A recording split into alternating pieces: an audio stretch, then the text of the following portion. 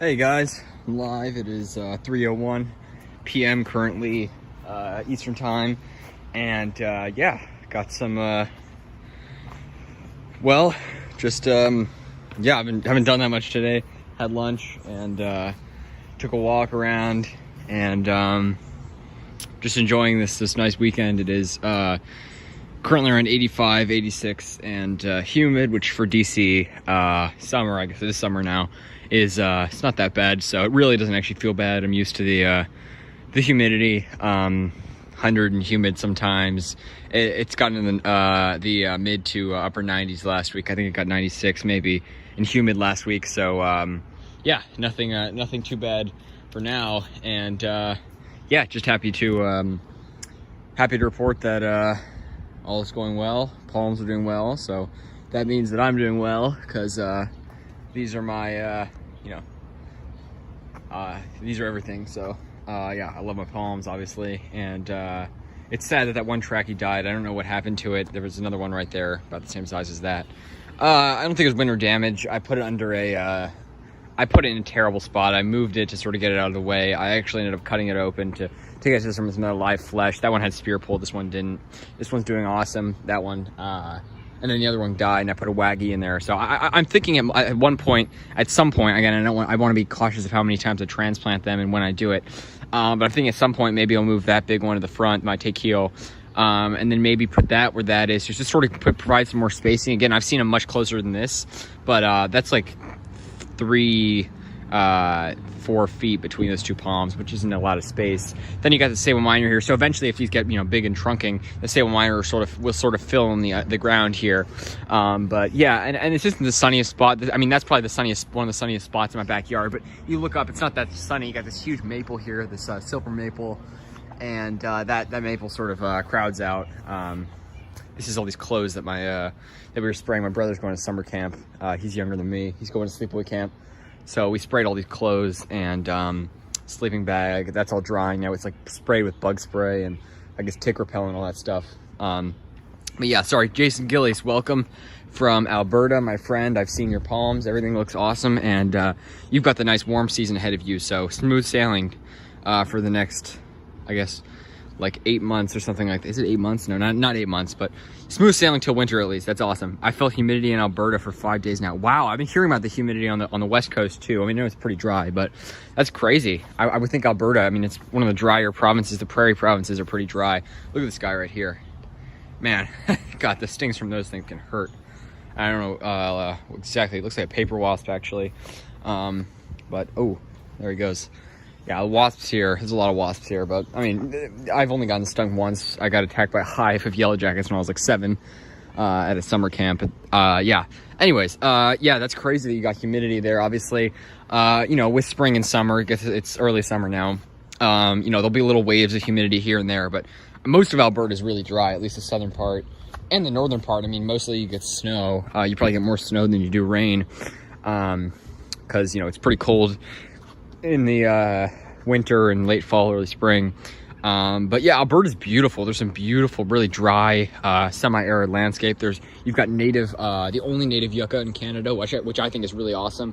Yucca, I think it's Yucca glauca, a subspecies albertensis. Is that Yucca glauca? What's the Great Plains yucca? It's that Great Plains yucca, which goes native to the semi-arid Great Plains from western Iowa west, through the plains, and then yeah, that's a really cool species, and that's just awesome. But you got native cactus there, native prickly pear. So Alberta's got some. I think there are 4 native cactus species in Canada, and at least one of them is from Alberta. So that's awesome. Do you think the heat will melt all the snow on the mountains? What heat are you talking about? The heat wave you're getting right now? All the snow on the mountains. I mean, that's kind of general statement. I don't know exactly what you mean by that. If you mean are the mountains around you? Because I think just general snow, maybe. It depends how much snow, of course. If you've got like a snowpack, I know there are glaciers in Alberta. Obviously, there's some beautiful mountain. I believe Banff is in Alberta, right? Banff, Jasper National Park, all that beautiful scenery up there. Obviously, that's and there's Glacier National Park, I know, of Canada. There's also one in the U.S. in Montana. But there's permanent glaciers there, so obviously those aren't going to be melted. There's snow caps there. That's not getting melted. But if you got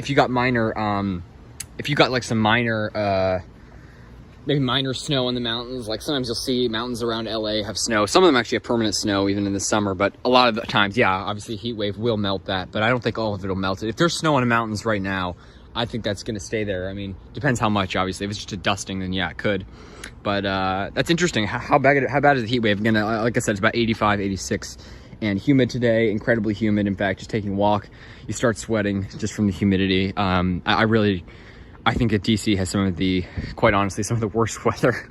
Again, that's obviously not true at all, but just in terms of like the consistent year-round temperatures, DC is like, again, this is all good for me, the fact that it doesn't really snow much in the winter, but it gets cold in the winter. It's like mostly cold and rainy in our winters. We've got very little snow.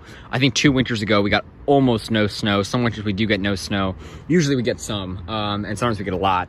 But the winters are just mostly cold and rainy, like maybe 40s, low 40s on an average winter day for the high. Sometimes they'll get lower than that.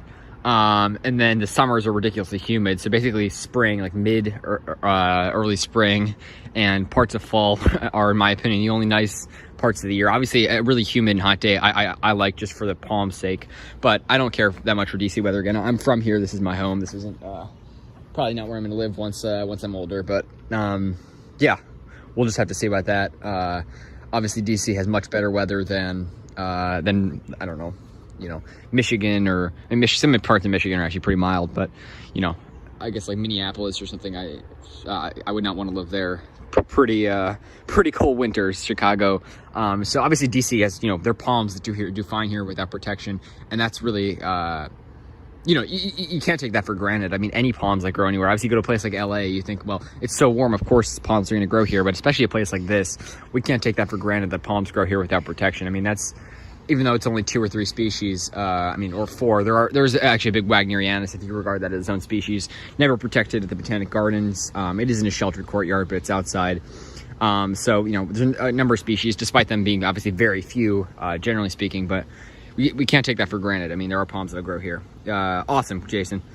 Caleb Lewis, I'm taking a shower, so if you're live, I will be live probably for the next hour and 10 minutes at least. Yeah, 10 minutes I will absolutely be. Thank you for joining in, appreciate that. And I love your profile pic. It looks like a trackie. Is that a camera ups? I don't know, that's awesome. And yeah, I saw you on Facebook, I think, too. I love that. I will be there, yeah, after the shower. Awesome. Yeah, it's a nice day for a cool shower here, I'll say that. It's hot. Wow. I mean, again, 85, it's really not that hot actually, and it's cloud cover. But for DC summer, that is really actually like a cool temperature. But 35 degrees in Banff right now the whole week. Wow. 35 Celsius, I'm assuming you're saying? We'll get to 37. Jeez, that's hot. I'll talk to him later. Sorry, 35 in Banff. That's crazy. 37. Yeah, that's amazing. I think it does have 2 F's in it, Jason. I'm pretty sure Banff actually has 2 F's. I know it's weirdly spelled, but I actually have a guidebook. I'm still a guy. I'm kind of obsessed with national parks. I love national parks. Obviously, it goes in with my love of plants. I love warmer national parks specifically, but I have a guidebook to the national parks of the U.S. and one of Canada. And I used to have that every day. Look through it when I was younger, and that's awesome. I mean, the national park system in Canada is one of the best in the world, obviously. And you've got, especially the northern parts of the country are so remote. Everyone lives in the south. Which weather-wise, so yeah, Banff is awesome. 37 Celsius in Banff. What is that, like 90 Fahrenheit? Is that 90 something? I once you get into those higher, I'm better like from like 45 Fahrenheit to like 0 Fahrenheit. That's easier for me to calculate. But once you get like into those negatives and really high temperatures in Celsius, my conversions are bad. I just know Fahrenheit there, but that's crazy.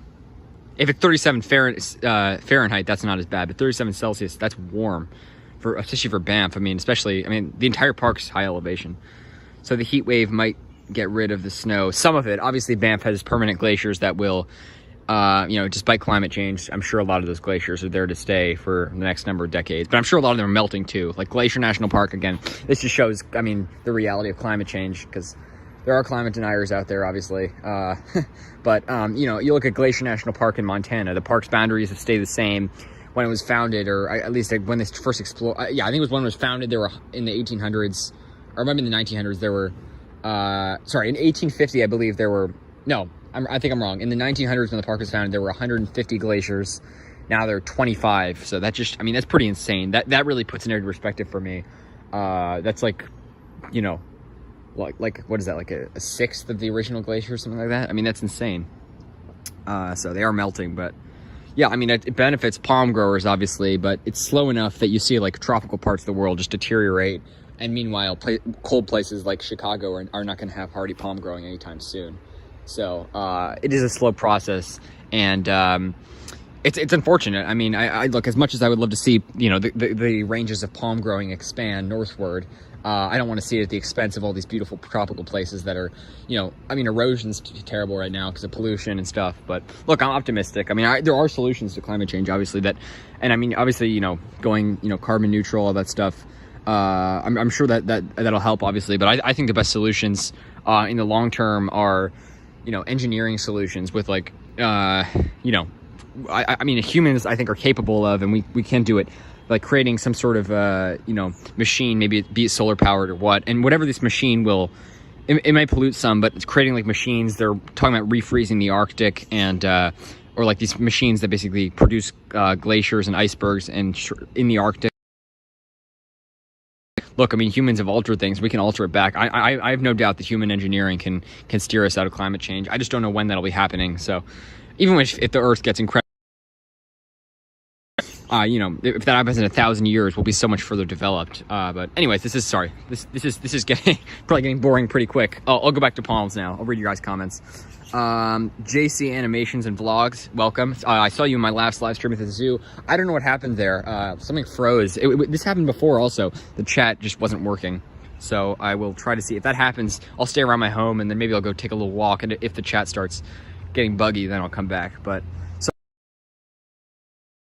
the zoo. I hope you guys got to see the palms at the end. It was only like 25 minutes, but I went to the palms at the end. Sorry that it was weird. Marquin Morris, welcome. I've never heard that name before. Welcome to the channel. Welcome to the live stream. And yeah, thanks for joining in. Have you seen my videos? Are you a palm enthusiast? Where are you from, Marquin Morris? Are you from Virginia? No, I'm in Maryland, just north of DC. I'm like a 10-15 minute drive from Virginia. I'm incredibly close. I can bike and see Virginia. Very, you know, it's like 2 miles or maybe a little bit more to the Virginia border. It's incredibly close. It's a little more than that, probably 3. But yeah, I'm from Maryland, but just north of Northern Virginia, near Arlington, those areas. I'm in Montgomery County, Maryland, which is the county just north of Washington, D.C., right near the D.C. border. And are you from Virginia? Where are you from, Marquin Morris? Me? Yeah, JC Animations. I was mentioning you about, you're the one who was in my live stream, so I was thanking you for that. And I appreciate you joining in my live stream at the zoo. You were there, right? Yeah. Sorry, yeah, obviously I was not at home, so the connection was bad.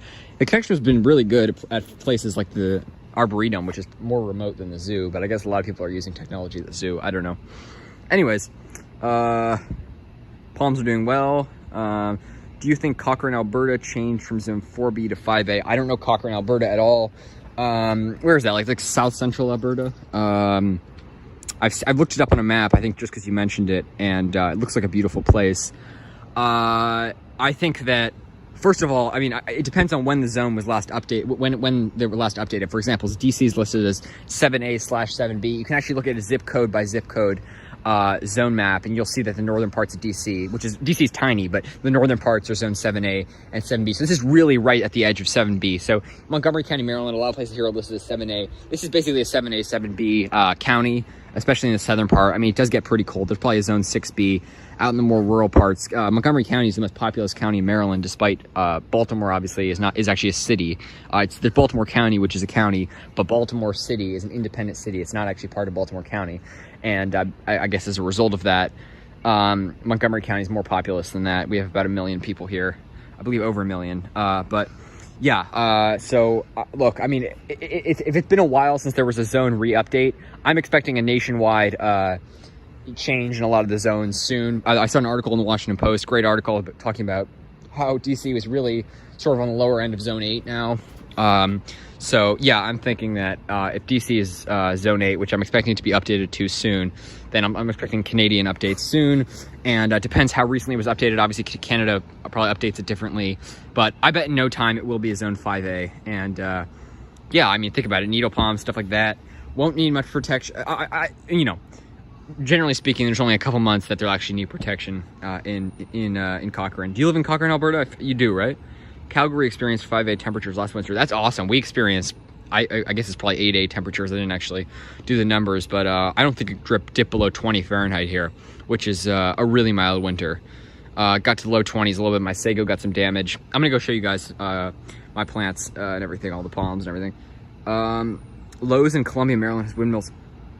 Really? What is the deal with this? All these, I'm hearing about like the one in Gaithersburg, the one in Frederick, Maryland, and Fredericksburg, Virginia. I'm hearing about all these low. I need to check with the ones around here. That's awesome. You know what? Columbia is actually so close. I might drive there. They have 10 left. I don't think that's going to run out anytime soon. How big are they, Trevor? Thanks for joining in, by the way. Forgot to thank you for that. Columbia, Maryland is not far from here. That's like Columbia is like sort of a suburb of both Baltimore, and Baltimore's only like 45 minutes from DC, maybe a little more from actually like the center of DC, but Columbia is like right in the middle of the two, so it's like a suburb of both. It's pretty cool. It's like a lakefront and everything. Yeah, I'll check that out. But how big are they? Because 28, I'm expecting them to be pretty small.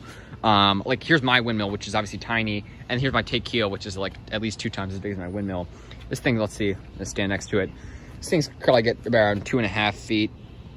I'm thinking 2.5, yeah, probably around 2.5 feet. Obviously the fronds only has like a foot of trunk on it or less, but obviously the fronds are a lot bigger.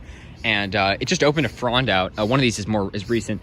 Got this nice firm spear there, and that's awesome. Sable Miner's opening a spear. I don't know what this weird root thing is here. This came with it, this weird root thing. Well, this just opened. This frond opened quickly. And this frond opened nicely here, and this new spear is actually opening up right now. So obviously, I'm assuming it's a little bit bigger than that, maybe like that size. How big are they? Because 28 is really cheap. Let me know. This was like 28 bucks, and I got that in December. It hasn't grown much because just conserving its energy during the winter. But yeah, never protected again. I didn't protect the windmill last winter. Portsmouth, Virginia. Oh wow, Portsmouth. That is amazing. I wish I was in Portsmouth. I bet there's a lot of windmill palms around you, because you look at I actually went down to Virginia Beach. You're right near the Norfolk Botanical Garden. That's awesome. Yeah, the Norfolk Botanical Garden, you gotta go there if you haven't. That is a palm wonderland. They have not only so many species of sable and trachys, but they also have they're doing some cool experiments. Like they have a Phoenix theophrasti planted, which is a pretty rare species. I mean, and it's very rare in Virginia. I'm sure it's one of the only Phoenix theophrasti in Virginia. Probably one of the only Phoenix generally that's actually outside. And I feel like I don't believe it was protected this past winter because it was mild. But I went to Virginia Beach right after the winter. So again, I went in a period where the palms would be looking their worst. No damage on really any of them. I saw one Camerops. Again, this is like I saw so many palms I've seen in Virginia Beach. They're everywhere. I probably saw, 20, 30 Camerops alone. And there was like one that I saw which had the main trunk look like it didn't have any growth on it, but the suckers were all green. And I think that damage was definitely not from this past winter. I think it was probably from 2018 or a couple winters ago. But a lot of Camerops in Virginia Beach. That's awesome. Near Virginia Beach, yeah, that is a great zone. Markwin Morris, I have some palm, if you need some advice on some palms to plant there or exotic plants, I'm more than happy to help you. Do you have any palms planted currently? Because you definitely should. Trust me, there are a lot that do not need protection there. That's really where a lot of palms start to become foolproof, or at least marginal, down in that area. I'm jealous. That's awesome. I love Virginia Beach. It was really cool. It was a cool experience to go there, and I can't wait to get back there. And same with, Pungo Palms is in Virginia Beach. That's a great palm nursery. You should head down there also to get some palms. If you're looking for some palms to plant, Pungo Palms is awesome. It's been so hot here. Yeah, you're in Dallas. Oh my God, I can't even imagine. I mean, again, they even got a heat blast right after the cold snap because Texas weather just fluctuates like crazy. Yeah, I bet it's hot. It's 80. What's the temperature, by the way? All you guys out there, let me know. I love to hear about weather. I'm obviously I follow the weather closely. I like weather a lot, and obviously it relates very, very strongly to palms because I always, especially in winter, I'm hyper focused on the weather, looking at the week 7-day forecast, seeing if there's any cold weather predicted. There was actually one day, again, I said the lowest was I don't think it dipped below 20 this past winter. There was one day where it said it was going to get down to 9 Fahrenheit, and I was worried. I was trying to protect my trachea if that happened, and then every day it was like got 2 degrees warmer. So like a week out, it said that day was going to be 9 Fahrenheit. Then the next day it said, oh no, it's going to be 11. And it ended up being like 21 I think it got up like to 23 that day was the low instead of 9 Fahrenheit. So you can never really trust the week-long forecast. You just got to play it as it goes. And if the temperatures start warming up, if the week-out forecast for, if you have like a cold blast that's expected, again, keep your eye on that, obviously. But because, especially with these trackies, these are marginal here, despite obviously not them surviving the past winter. And so you got to be careful with that. Yes, awesome. Is there such a thing as a double zone change? Not in recent history, definitely not.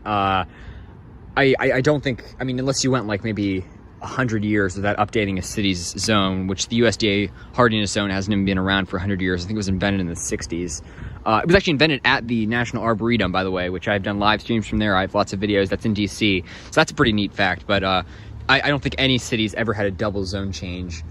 Unless it was like a really remote place and nobody actually knew what zone it was and they just had it listed as something that was really wrong, then maybe they went and updated it and they're like, no, this isn't a 5A city, this is actually like a 6A city or a 6B city. Then maybe, but there's no zone change, double zone change of a major city that I know of. Maybe you'll have it updated twice in the span of like 50 years, but not at once that I'm aware of. That's a good question though, I wonder. How's the Bismarck palm? You know what, that's a good question. I'm gonna go check on it. I don't think it has any growth yet.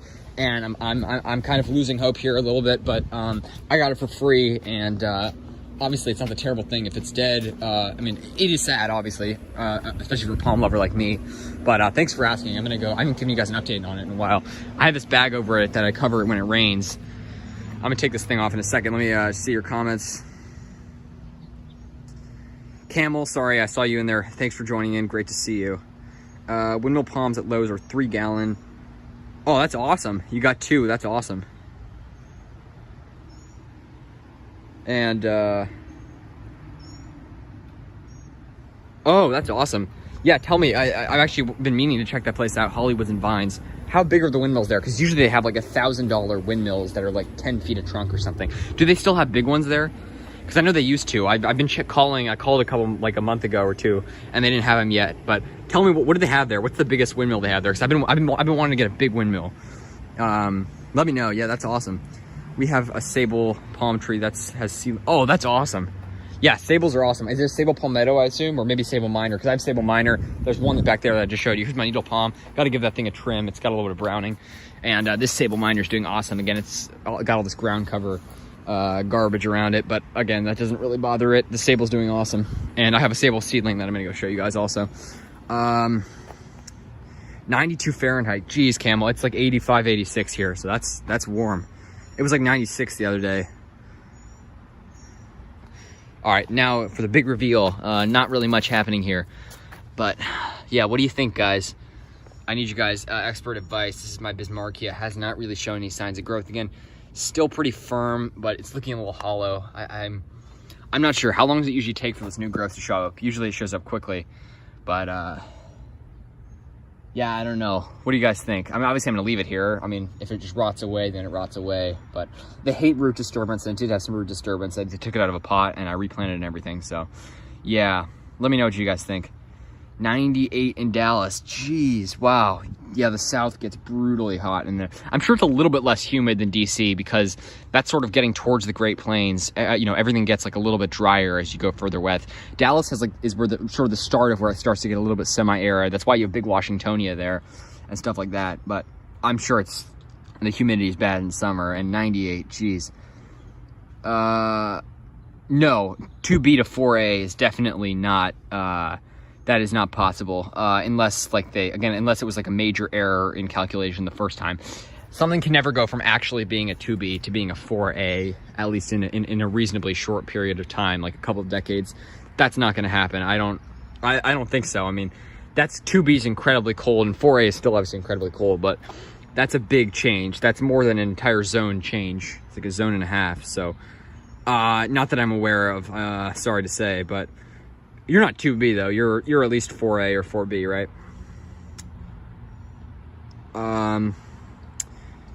92. Yeah, that's warm. Jesus, Banff will have a major zone change. Oh, I bet. Yeah, with all that warming going on there and the glacier melting, I bet Banff will. With all that, I mean, you think about all the snow melt coming down from the mountains and everything. I bet it will. That may update 2 zone, like a whole zone, maybe within a span of a couple decades. It'll be interesting to see. Marquin Morris, 81, awesome. Wow, amazing. That's actually, you're in Portsmouth, and it's actually a bit milder. Again, it's always it's nice down there. I guess it's like maybe a little bit milder in these heat blasts, and a little bit cooler, or a little bit warmer in the winter. Obviously, it's warmer in the winter because it's so nice and warm down there. Yeah, that's such an awesome climate. Sables do awesome there. Sable Palmetto, Jason Gillies. Yeah, you're 4B, so that's not bad. Yeah. You'll be. I'm guessing you'll be 5A maybe in the next 15 years. I'm expecting an update. It depends how recently it was changed, but yeah, that's, again, obviously there's much colder areas in Alberta than that. So yeah, keep up the hardy palm growing. Blades palm trees. It is sad. It is very sad. Yeah, I agree. It's sad to hear about, all the warming and everything, but the zones are shifting. I'll tell you that. Blades palm trees, welcome in, my friend. Thanks for joining. My bananas and pindos are pushing out good growth right now. Wow, that's awesome. I want to see a video of that. I want to see your pindos and your bananas also. Show me that. I want to see that.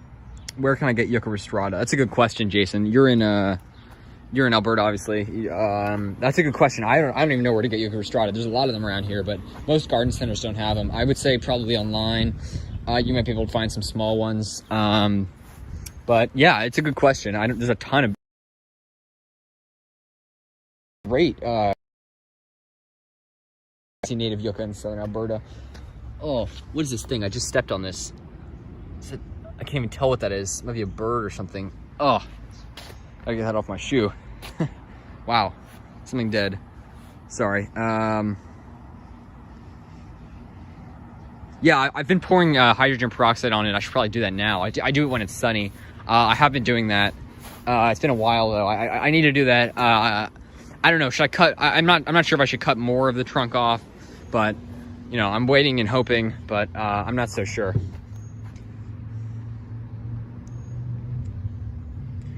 Robusta. Really? Do you protect it in winter? Because I've seen some big ones in Virginia Beach that I don't think are protected, but they are marginal there in that area. But I guess mild winters, they can make it. Let me know how you protect them if you do. Meh, it's still alive, but it will probably die. Huh, interesting. Okay, well, yeah, if it is still alive, I'm gonna keep doing the hydrogen peroxide. I mean, it feels firm. I'm pressing on this thing. It's not giving in. It's definitely not mush, but it almost feels like dry and dead, where it still stays firm. But I mean, obviously it gets plenty of water, and I cover it with this thing when it does. Should I cut more away, do you think? I don't know. Even Cochrane got zone 5B. Wow, 5A temperatures. That's nice. That's really nice. Yeah. I did not see any big windmills. The 3-gallon windmills were $49, but Huh, interesting. Yeah, I wonder if it is a waggy. Trevor, you should make a video of that. I would love to see it. Sorry, I'm going to cover this thing back up because it looks like we might get some rain up there. You can see. Sorry, I'm just going to place that down for a second.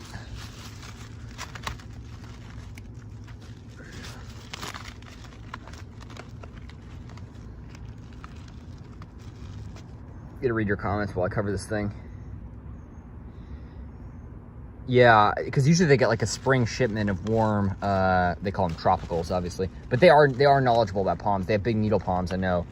They have needle palms for 7-gallon pots. Yeah, that's what I was talking about. They got some big ones. A 7-gallon needle, that's like a good 3-foot needle. I mean, it's a pretty big needle palm. Sorry, this thing.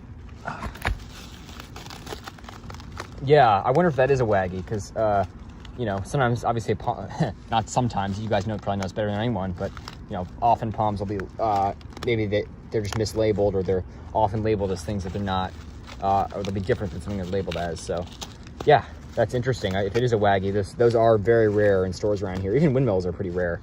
Yeah, except for Lowe's. I guess a lot of the Lowe's here have them. I'm sorry to hear about that. Spear pull on your Washingtonia. I'm really sorry about that.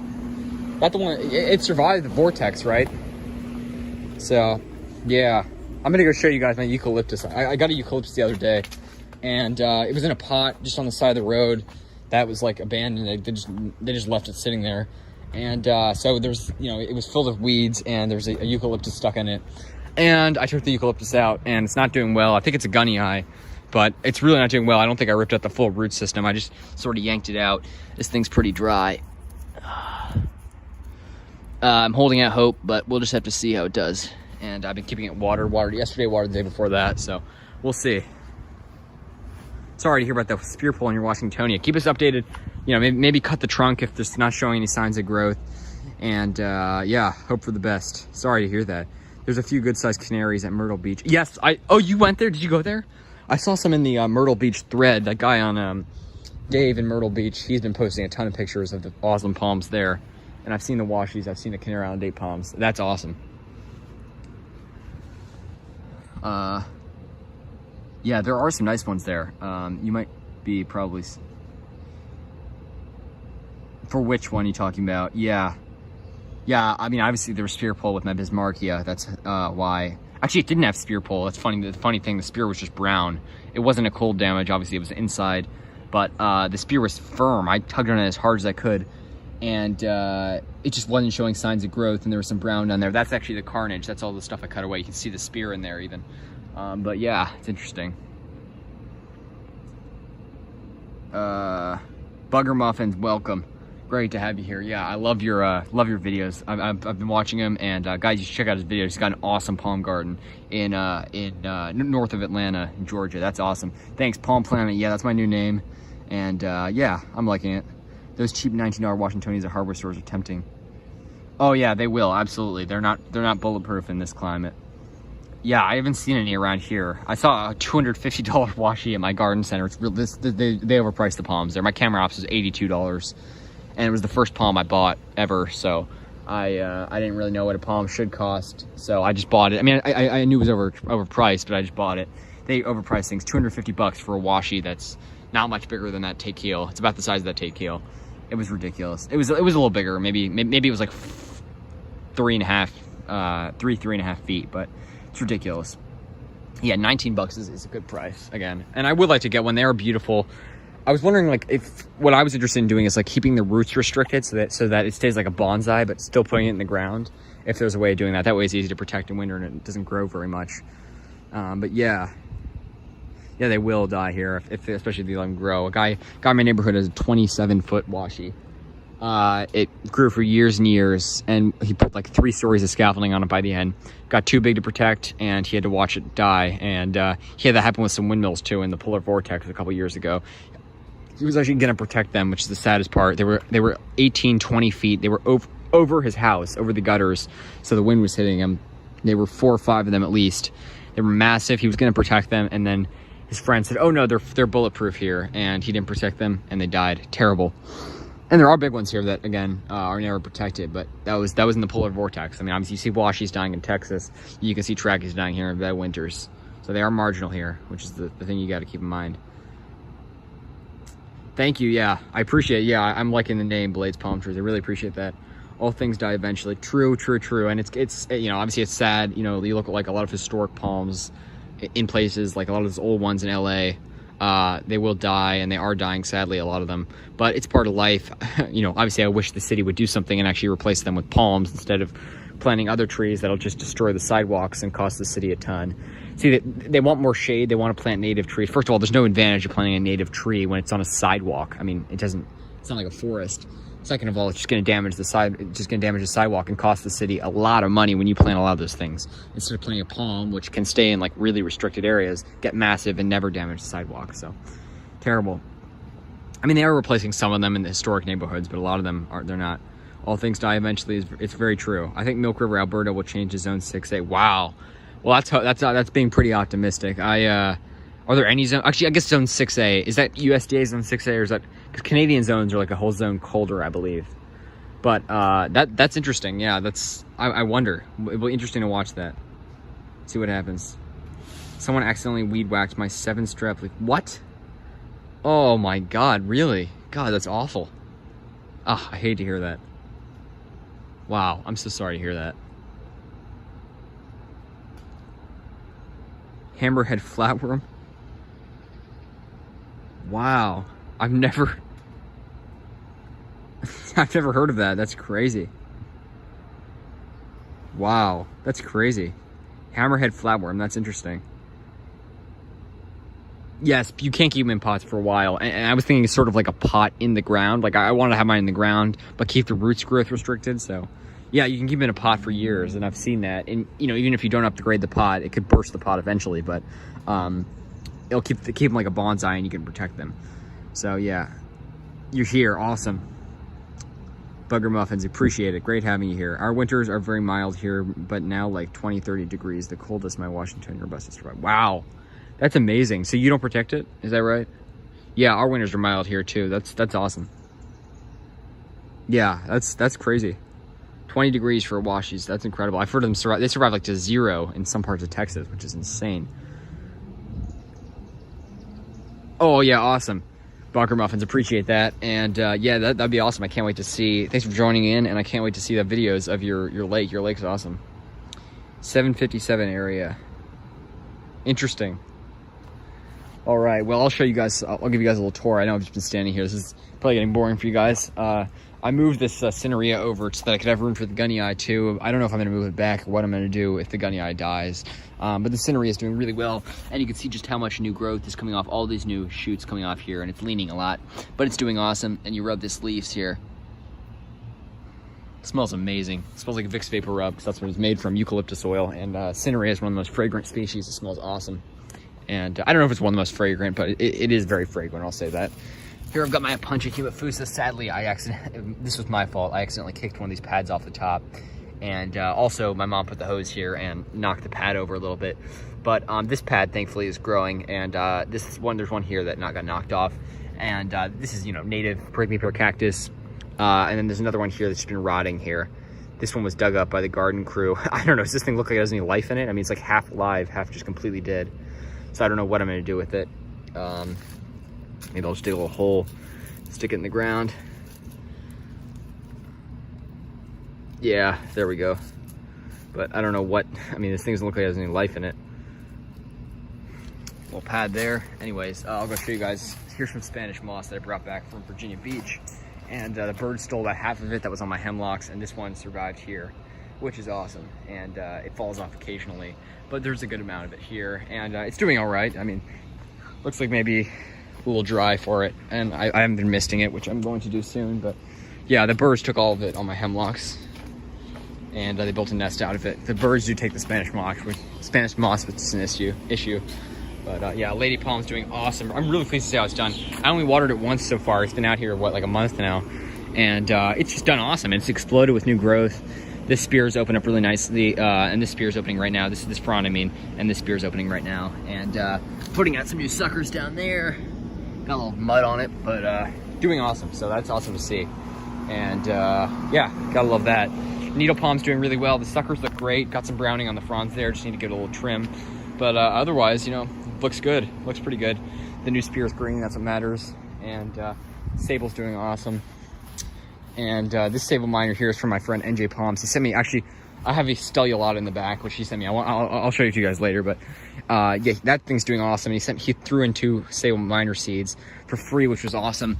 And unfortunately, it's up against a tiny little seedling, but something chewed off these little leaves here. But I'm keeping this thing watered, and I'm hoping for good things. This sago hasn't shown any signs of growth right there. I don't know if it will. This one's growing back awesome after it got a little damage. We brought it inside after it got down to like the low 20s. This Cinnaria,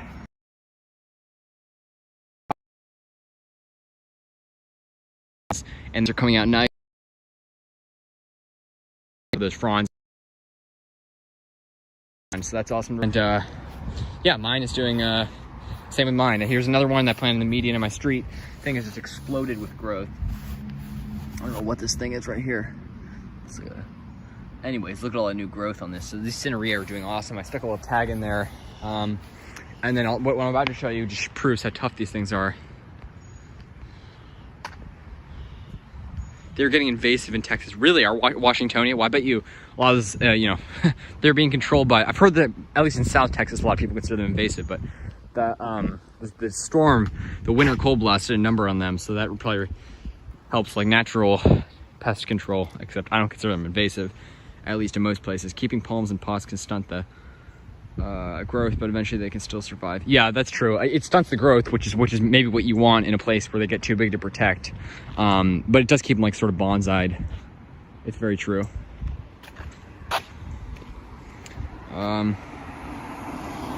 I'm really thinking Myrtle should be 9A. Oh yeah, I mean, there's huge washies there. I mean, you've seen what Dave has been posting. He's been posting the beautiful canaries, and the washies there are amazing, and they don't seem to really get damaged in a bad winter. There's huge flip A too. I mean, it seems like much milder. I mean, you look at how mild the outer locations at the same latitude. I think it's I mean, it's obviously milder than the outer. They're a good deal further west. The entire coast feels like zone 9. Yeah, the entire coastal side. And it does. And I know Tro. I put big rocks around some of my. Also provide warmth for some of.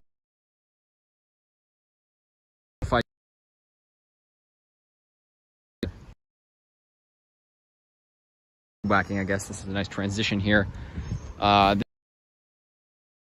I just stuck it in the ground, and the mowers.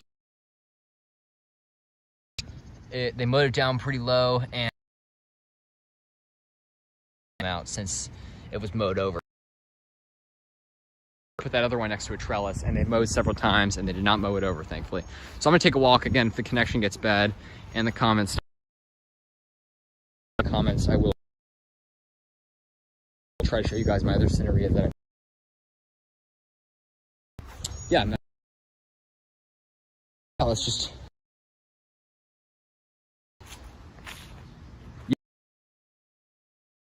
Huge phoenix. Duck. So I believe in down. Much warmer microclimate than the surrounding. You've got the heat from the buildings and the natural heat island there. And it's so like 20-foot.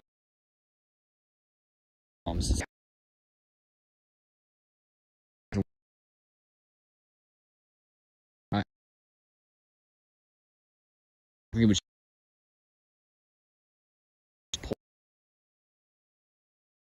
pulling this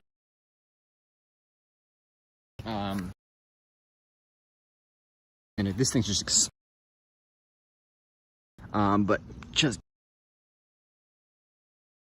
as, and you look on at the base of a lot of the leaves, you'll see this new growth start to come out of there, and even these leaves, you see that those are actually new leaves coming out right there in the base there. So that's pretty crazy, pretty awesome to see how much it's grown. And yeah, here's the it says back, which is, you know, where they by the way, I dug up that rusty nail when I was digging a beautiful pine. Sorry. Oh, bad connection. Yeah, it's weird. I don't know what's happening with the connection. I'll head back. Sorry. I don't want the connection to be really terrible. I'd rather just stay in the same place if the connection's good. Hear anything. If I is, so you guys know that parking lot, and there's a, and sadly that was, and that's really unfortunate. They didn't even leave a remain of it. They filled in a little. There's nowhere to be seen. I even looked in the trash, but compost for the yard trim bin. Like 10-15 put it in my park, and it would be a nice thing. Again, the biggest threat to, you know, you leave it alone, it'll grow, and you'll have a beautiful big stable miner at the park. I mean, there are big, beautiful stable miner here, but just terrible. I mean, the people are the biggest threat, which is kind of sad, especially in these more marginal, obviously not marginal for stable miner, but in these colder zones. Man, Washingtonia don't really. I agree, and it's funny. I was actually with my mom in California, and I was explaining to her. She gets pretty tired, but that's basically all I talk about. That and like history. I'm fascinated with history. I'll talk about, and geography and flags, stuff like that. But when I was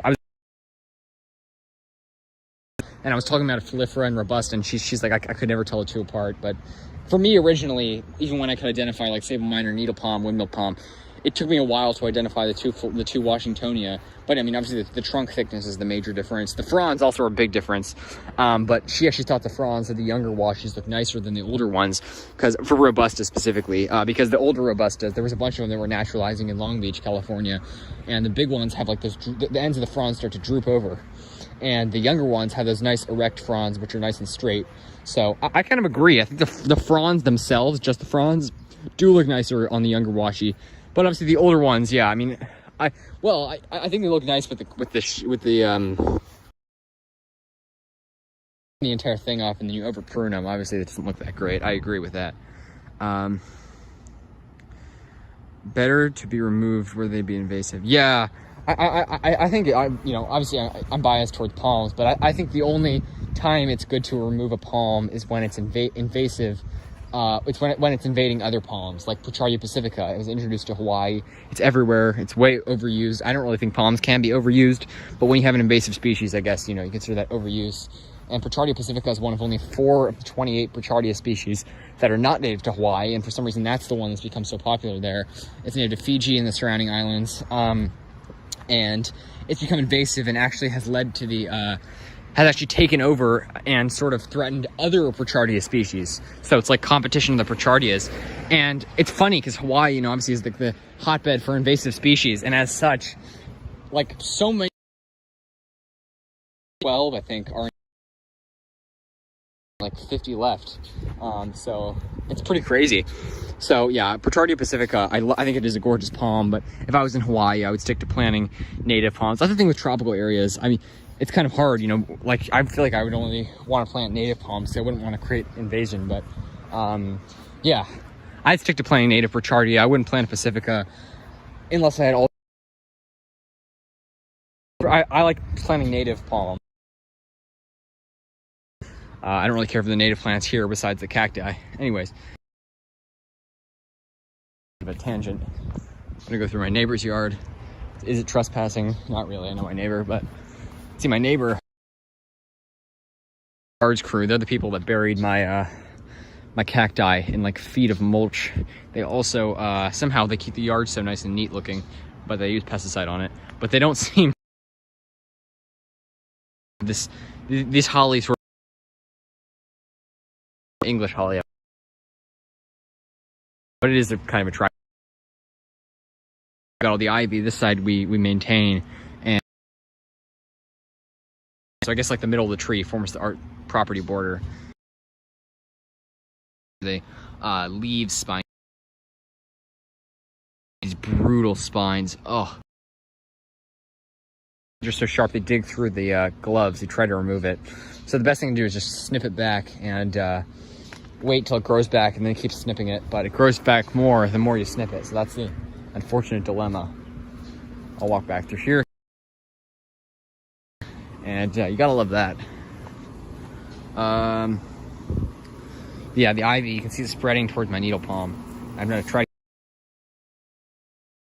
English ivy. I never plant. Even if I live in Britain, Ireland, places where they're native, I would never ever plant English ivy. I mean, there's a lot of places where I would live but not plant some native plants. English ivy I would never plant. I would not plant poison ivy here, or where it's native. I wouldn't plant a lot of native plants here, but yeah, anyways. It's a clematis here, by the way. It's not a plant I really particularly care about, but it is nice and attractive. It has beautiful white flowers. It actually just flowered. I believe these are the remnants of, I don't know what these are. Anyways, still pretty bad connection. Sorry to hear about that. Tell me if the connection's better now. I think your phone is using Wi-Fi rather than data. That's why. I don't even. How do you change that? Let me see. Oh, disconnect nearby Wi-Fi. Huh, okay, I just disconnected the Wi-Fi. Alright, I just disconnected the Wi-Fi. I'm gonna start walking again, and let me know how the connection gets. Let me know if it stays bad, gets better, etc. I don't... Really? I mean... Incredibly... When you drop... I think, controversial. Lung disease living around the freeways. So obviously there's a lot of controversy at that. But you can see, you look out across the sea, sticking out from every will actually be. And Washingtonian make up the majority of palm. I did actually see two beautiful windmill that actually looked really good. California windmill look, which is kind of cool. It says unstable. I just only 2 species in a genus, so it's hard to compare that to a genus with like Pananga or something like that.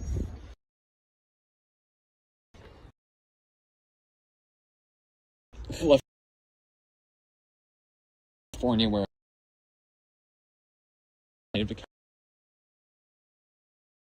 excuse me, is it from the Wi-Fi? I'm trying to see. I don't know how it works, but if you give me some advice, I will take it. Canary Ancestor and Robusta are my 2 least favorite. Really? Canary Ancestor used to be my single favorite palm. Don't get me wrong. I mean, besides over pruning, there are some ugly ways to make the trunk look really ugly. I saw one in LA that I was like, oh, that is not a gorgeous Canary Ancestor. If I acquired that home, I'd be making some changes to how I prune that thing. I probably wouldn't prune it at all. But I like leaving palms in their natural state, letting them skirt, letting them just get that rough trunk look. That's just how I am. But, you know, I mean, I prune some of my palms, obviously. But yeah, I mean, it's a debate to be had. It's interesting. I mean, they're 2 of the most common in Southern California, Arizona, places like that. So I can get that. Obviously, rarer palms, I have a tendency to like the more rare trachycarpus species like Tequil, Manipure, others like that over Fortunae. But I don't know. It's an interesting debate. I wish we could grow. Oh yeah, me too. Oh, that's exactly how they are here. They're marginal at best. Here, I would call them marginal. I think maybe Jubea are actually hardier. And I actually saw a beautiful one of Pungo palms. They're really rare in Virginia Beach, whereas Pindos are incredibly common. Butia are. But there was a beautiful one, never protected at Pungo palms. Stunning specimen, probably around 7 feet at least. Probably 6-7 feet at least. It was gorgeous. Got like probably a good solid 4 or 5 feet of trunk on it. At least, maybe it had 6-7 feet of trunk on it for all I know. And I can't exactly remember. I didn't take a picture because the guy was giving me a tour, and he was so nice to give me a tour. I didn't want to, you know, get out. I didn't want to, you know, impose on him and take pictures if he didn't want me to. But it was gorgeous, and he had beautiful live oaks covered in Spanish moss. Let me know how the connection is, by the way. Yeah, I wish we could grow them here. I think Jubea would be interesting to try. I think maybe one of the sheltered courtyards at the Botanic Garden would be, it could do well there. It is interesting, yeah. And Butia I've been wanting to try. Caleb, welcome back. Just not on Wi-Fi. Okay, let me turn Wi-Fi off. Disconnecting nearby Wi-Fi until tomorrow.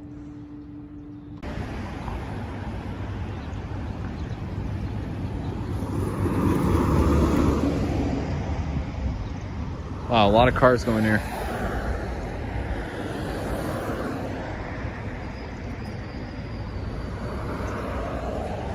Jeez.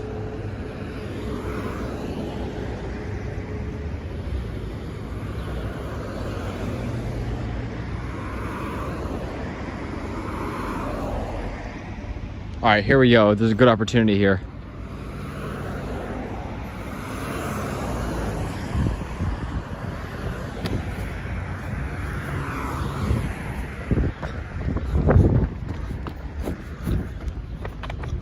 All right, guys. Connection is completely gone. All right. Well, I'm glad you can still comment. That was an issue before. People weren't able to comment when I started walking further away. Is it still? Okay, it's back. Yeah. What I just did was I turned on the nearby. All right. Let me know how it is from here on. Hopefully next time if I go somewhere, maybe to the mall or the Arboretum, the National Mall. I mean, not the store. When I say mall, people think I'm just talking about going to a store. No, the National Mall is where all the palms are. in DC. That's the palm capital of DC. There are lots of palms down there. I'm back. Awesome. Welcome back. Thanks guys for joining in. Sorry about that connection issues. I hope the connection's all right now. It's not telling me there are any issues right now, but if there are, please let me know. And I'm terrible with this whole Wi-Fi thing. I need to know how to, anyways, yeah, I'm terrible with setting this whole stuff up. Not the most technologically able person, even though I am very young. I should be. I'm the generation that knows a lot about tech, but yeah, I should be better with this.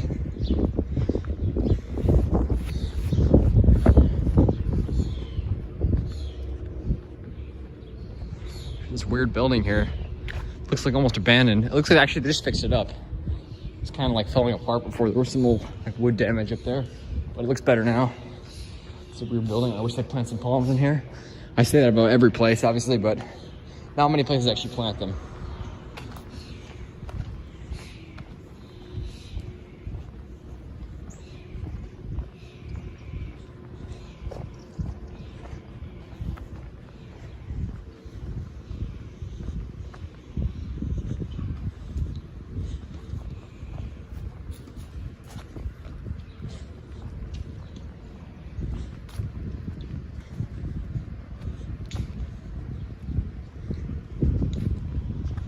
All right, it says there's 5 people in there now. Hopefully you guys can comment. Hopefully the connection's all right. Heading back home now, so the connection should be better there. I'm thirsty, man. Wow. Humidity drains you. And that also makes you sweatier though. Man, it's hot here.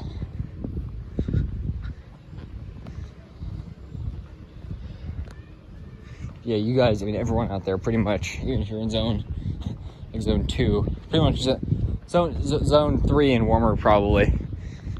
Should be getting pretty warm now, even like northern Minnesota, I'm guessing, and further north than that should be getting pretty warm. I don't know how warm it actually is, probably in the 50s, but yeah, God, I like that. You know, I like the warm weather. I don't love the humidity, but the palms like it. If it was, I take 95 and humid year round over, I don't know if I take that over the current temperatures here, because the palms do fine here. Obviously if it was 95 and humid year round, we'd be able to grow everything here, but well, with the exception of some dry climate palms, but yeah, it's I take 95 and humid year round, obviously over like freezing temperatures year round, or below freezing. Sorry, one of you guys said something. What do you think about sable Birmingham? I think sable Birmingham is an awesome species, and if you look at my, I have 2 videos on this place. It's called, one of them, the first one is called DC Area Palm Nuts House. I probably took that video like 2 or 3 weeks ago, and I went there the other day also, and I spoke with the guy who owns it. Really nice. He said he's actually going to go down to Florida and collect some palm seeds and bring them up here to sell. Actually, I should show you. This is my neighbor's house. Hopefully I don't get caught, but I know these people really well. Like one big family here in the neighborhood. They have a nice sago on their back deck, which I saw. A beautiful, huge, ancient sago. Check out these musabaju, and they got a nice pup there. A little bit of ivy there. Can help them by yanking that out.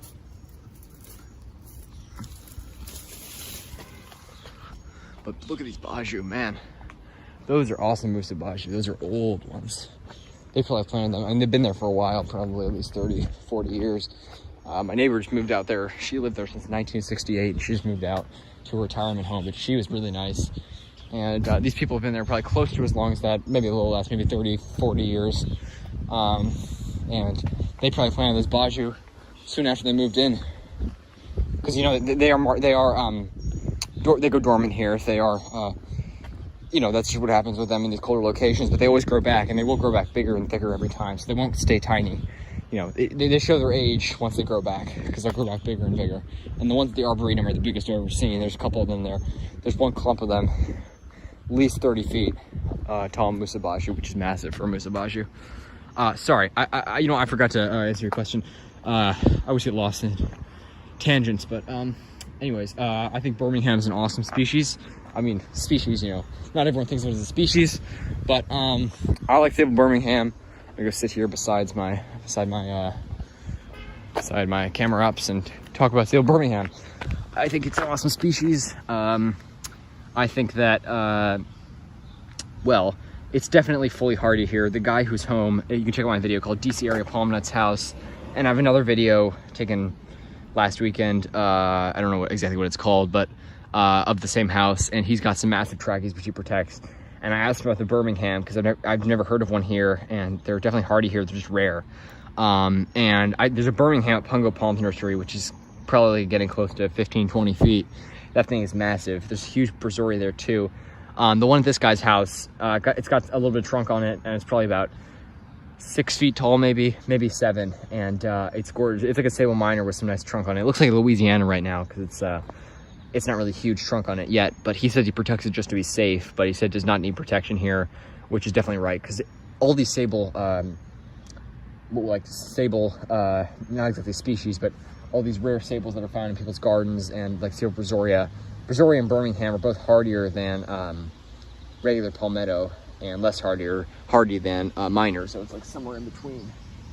It's like in between palmetto and minor's hardiness. So palmetto's again marginal at best here. There are some. They transplanted 2 massive ones here not long ago, and they survived for 2 winters, and they were huge ones, I believe, trucked up from Florida, and then they finally died. Then they put in some trackies, and those were also taken out in a brutal winter. So that place is not of good luck with palms. Now they've just got some shrubs in. But the Scottish Rite Temple in DC, you guys can look at pictures of it. Huge palmettos transplanted in there. And again, they were transplants, so they obviously not as hardy as a well-established palm. Survived for 2 years with no protection and just some damage, and then obviously 3rd winter did them. And so it shows that they are, I'm not even gonna say marginal at best. I'll say marginal to marginal at best. You know, they're not at all hardy here. They'll survive a couple of winters in a sheltered spot, maybe a little bit longer. The northernmost one that I know of long term is there's one in Yorktown, Virginia, at the house of a former home of a palm enthusiast, and he actually moved a couple years ago. But he's got some minors. He's got a huge palmetto right in front of his house, up against the wall. Been there at least 20 years now, never protected, and it's got some nice trunk on it. That's the northernmost one I know, and that's about 2 hours away from here, which is south of here. You know Yorktown. It's north of which one of you lives in, and who told me they live in Portsmouth. But I think Birmingham, in conclusion, is a good species for the DC area. He protects it just to be safe because it is a prize here, and they are gorgeous. I think it's a beautiful species. I prefer Brazoria, to be honest. Brazoria is like a Birmingham with a fatter trunk. It's got a nice thick trunk on it, like a thick trunk palmetto. I thought it was a palmetto at first when I saw his, and he's like, no, it's a Birmingham. And I was really impressed. He said, excuse me, Brazoria. He said that was a Brazoria, and his Birmingham's like a very thin trunk palmetto.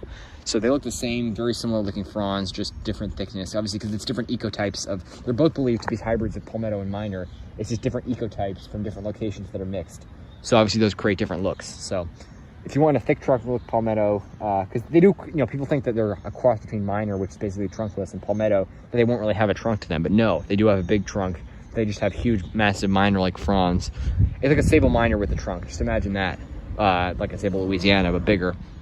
So it depends on which one you want. If you want the trunk, a thick trunk, go with Brazoria. If you want a thinner trunk, go with Birmingham. I don't actually know which is hardier. I guess Brazoria might be a little bit, they're about the same hardiness, and I believe they are both fully hardy here, just very rare here. So he just protects this to be safe, but it probably doesn't need protection here, or maybe it might get damaged in a bad winter here. I don't think it'll be killed though. Those look good, thanks. Yeah, those are some nice Musabaju back there. Those are gorgeous. Yeah, those are some really nice ones, and there's even another one in my neighbor's backyard. And you see how small my street is. There's 2 Musabaju on my street. That's not a coincidence. They are very, very common here. There's some other huge ones in my neighborhood that I can show you guys. But yeah, I always wondered what happened to the Scottish Rite Temple palm. Well, let's discuss that. Anyways, yeah, you can see it's a bunch of Himafusa. This thing just got covered in mud here. I don't know what happened, but this was actually one of these this was new growth this year. There's a local cactus patch near me, and I stuck that little pad in there. Here's a Camerops frond that I trimmed off. You can see these are Camerops fronds I trimmed off, and yeah, this one's done well. So what happened with Scottish Rite palms was about 2008, I think, they planted 2 palmettos that I described, survived for 2 winters, got a little damaged the first winter, got pretty damaged the 2nd winter. Then the 3rd winter they got taken out, I assume they were killed and not just removed, but they were taken out by the cold, then they were taken out physically. Then they put in 2 windmills. Those survived for longer. One of them got damaged and killed. The other one did better and survived, I think, a couple more years. But even that one probably only survived like 6 years, maybe 7 at most. and they both died, and sadly they replaced them with 2 conifers. So it's just a cold that killed them. Again, it shows the trackies are marginal here, and yeah, the cold that killed them. But we've had some bad winters in the past decade, but things have gotten milder the past couple years. Look at this one. This is a beat up looking, are there any others here? This is my neighbor's gardeners. They poured all this soil over these Apuntia, but one of them actually popped back through, and it looked kind of beat up, but it's doing well. And got some new growth on it, which is awesome. So I'm glad to see that. I love Apuntia hemophysa. I love cacti generally, and that's a native here, so it's a really cool species. I might end this soon, guys. I gotta get some water. I am feeling kind of dehydrated, but it's great having you guys on here. I've been going an hour and 8 minutes at this point. So yeah, yeah. So they just got taken out, and they put in 2 hideous. In my opinion, hideous only because there used to be palms there, and now I look at it, it's just like exactly the same as what happened to the Smithsonian palms, the ones at the not the Air and Space Museum. That palm was transplanted and it's doing well, thankfully. That's a massive palm, but the 2 ones outside the it's exactly the same as the ones at the Natural History Museum. They put 2 on either side of the entranceway, both taken out in a bad winter. Actually, it's the exact same thing. One was taken out in a bad winter, the other one survived for a little longer. I think it was even the same winters that did them in like 2012. They got damaged. The other one survived to like 2014. They both died, and then they replaced them both with like, I guess they were conifers. I don't know what they are, some sort of round shrub that they keep shaped like an oval. But anyways, that's that, and kind of unfortunate. Very unfortunate, obviously. A lot of the trackies have died over the years, but a lot have been surprisingly strong. And if you guys have seen the one at the zoo, that's never been protected. That one's gorgeous. And there are some annual palms like Camerops, Sagos, and Livistona that they plant in the summer, which I think is kind of just devalues the palms that are actually there year-round. But I will go back in winter once you can actually appreciate once people can actually, you know, appreciate just the hardiness of the hardy palms without the annual palms around there. And I'll show you guys them because it's pretty neat. I was, Lothian, British Columbia has a very large sago, and Bismarckia. Trevor Joyce. Wait, do you live in British Columbia? Where are you? Oh, sorry. You said Columbia, not British Columbia. Columbia has a large sago and Bismarckia. 7 gallons. Wow. You know what? The one I got, which is in the front, obviously, trying to resurrect that thing. That is a, I don't know how many gallons it was, but it was several $100. Actually, the 100 number was ripped off the tag, but you could see there was another number. It was something 99. So $3.99, $4.99, $1.99, $2.99. It was expensive, and knowing that place, it was probably at least $299. So that's an expensive palm. That it looked dead. I asked them what they're going to do with it. They said no. They said we want the pot. And I said, well, I'll still take it. So they put it in a bag and had a little bit of root disturbance, I guess. I carried it back part of the way. I couldn't carry it. It was so hard. I had my bike. So I went back, drove, got it. And we're going to have to see what happens with that. I'm not hopeful. I'm not optimistic, but I'm hopeful. I'll say that. But yeah, that's awesome. Obviously, Sagos, I've heard of them. You know, they are marginal here. Mine got damaged this past winter in the low 20s. Which just shows there are hardier cycads that are hard. There are 2 species, Cycas patuensis, and it's something that starts with a T. It's like tinguensis or something like that. Both hardy to zone 7A, which we're 7A, 7B at least. So they're hardy here. It's just very, very incredibly rare. Like as rare as a Trachycarpus takeel. So, which is hardier than Fortunae, by the way. So I would love to see how, if we plant a bunch of takeels, how hardy they actually are here. I wonder, they're probably more foolproof, more on the foolproof side of marginal than Fortunae. Here's my flag, by the way. I made that flagpole myself. Cut down a big stick of bamboo in the woods. There was a lot of bamboo. You know, there's a whole bamboo forest there, and I think it's pretty cool looking. They're evergreen. They are considered invasive. The people want them there for sound barriers. They actually don't want to remove them, but I guess the parks people want to remove them. And look, I went in and I cut down one in the forest. It was the biggest one I could find, but it's not going to harm the bamboo population, certainly. I mean, and the bamboo population is considered invasive. So I just took down one, and this is probably only like a third to a half of the bamboo, probably less than a half of the actual thing. It was massive pull, and it was hard to get down once I sawed it. But I took a saw, cut the bamboo down, and I got some ropes in it, and I got the flag there. And that's pretty awesome. Got the flag up. I want to get another flag, maybe a state flag. I love the palmetto flag of South Carolina because that one's got a palm on it. Got a palmetto. But yeah, Sagos will survive here for a little bit. Bismarckia are useless here. I just took that one because it was free. I would never ever buy one in DC. I would only buy one if I was like in Southern California or Southern Florida or something. But they are pretty useless. I'm not gonna say pretty useless. They're there's no way anyone could consider them marginal here. They will never survive unprotected north of, I mean, the guy just south of Charlotte has one. Palms are cool. He's awesome. And he's got two of them. One of them died this past winter. One of them survived. It was a generally pretty mild winter. So they're marginal maybe starting there, but that's still very, very marginal at best. So you won't see big ones till like coastal, till really like Jacksonville in Florida. In Orlando, there are some big ones, but yeah, not at all hardy here. Take it easy. Well, yeah. I don't know. As far as the market goes, I would, I like to talk a lot, by the way. As far as the market goes, I would not try one here unless it's free. Sagos are a different story. I've got mine that is in a pot, and I've also got mine that I'm trying to see if I can resurrect it. And yeah, I've heard of some that survived this past winter unprotected in this area. There's a 10-foot one in my neighborhood that's really impressive. But the same guy who had the giant washies house. And let's see what happened. Yeah, that one is doing well. It got a little bit damaged. He puts like a cage around it, but the thing is getting so big that the fronds are getting smashed up against the. He puts it in like a not a greenhouse, but yeah, like a little tent almost. And the fronds got smashed up against the tent. It's getting so big, so they got a little damage from being up against the plastic. But it's doing awesome. It's got suckers on it and everything. Cool. Thanks. Appreciate it. Yeah. Let's go show you guys the stellulata. I think I'm gonna end it soon. Pretty thirsty, but yeah. This is a eucalyptus stellulata from my friend NJ Palms. Got a little bit dry. I had it in a pot for a while, and yeah, it's doing well now. And look at all these new growth down here. So these are actually pretty shade tolerant. These can stay in somewhat shaded environment, unlike most eucalyptus. So I put it in one of the sunnier locations in my backyard, but it still is pretty shaded by this fig here. And yeah. So if there's anything you guys like to see, you guys might know, some of you guys know my palms. If there's anything you'd like me to show you, unfortunately I don't want to take a walk. I mean, if I do, the connection's gonna go, so that's unfortunate. I'll see what I can do. I'll turn the Wi-Fi off next time, see what I can do. But yeah, got the flagpole there. This thing basically never flies because this fence keeps the wind out, and it's a pretty bad location for a flagpole, but I think it looks cool regardless of the fact that it might not fly.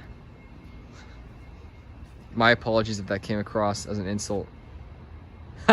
No, I didn't come across as an insult, trust me. No, trust me. It's, no, don't worry about it. No problem. It did not come across as an insult. I do need water, so yeah, yeah, I'm thirsty. Anyways, I will, think I'm gonna end it soon. Appreciate you guys joining in here. Trevor Joyce, JC Animations and Vlogs. Let's see who else is in there. Caleb Lewis was in there earlier. Camel Who Likes Coke. And Marquin Morris. And Jason Gillis and Blaze Palm Trees. I think that's everyone. So I appreciate you all joining in here. Great having you in here. And yeah, thanks to you guys for joining in. Got the needle palm there. And yeah, everything's doing well. You guys get the idea. I think you guys are probably pretty tired of seeing it. Maybe I'll take you guys somewhere interesting next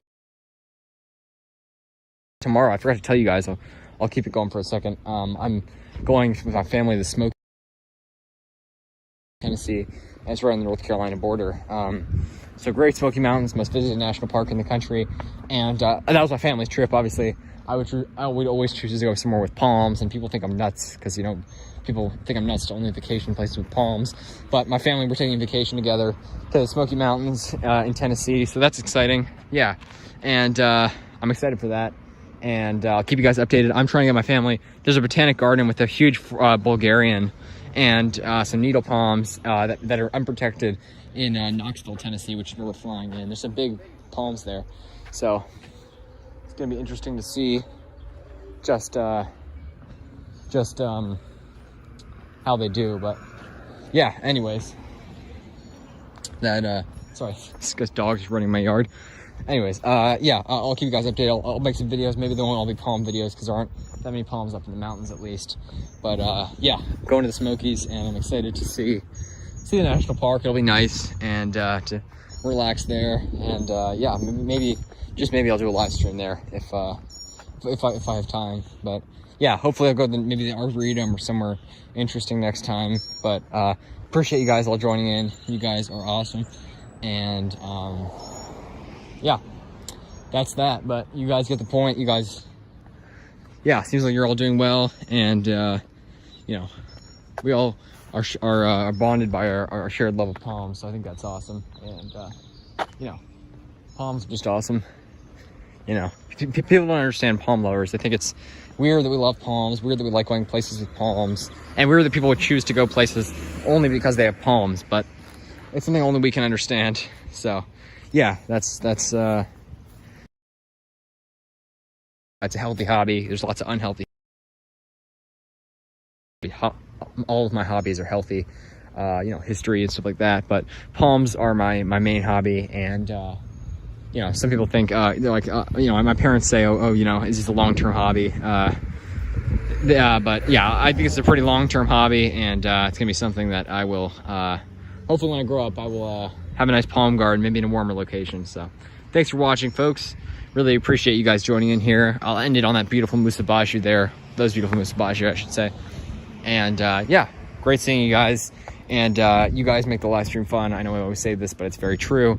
And I'm just I'm just rambling on. And yeah, I think that yeah, the live streams are always fun with you guys.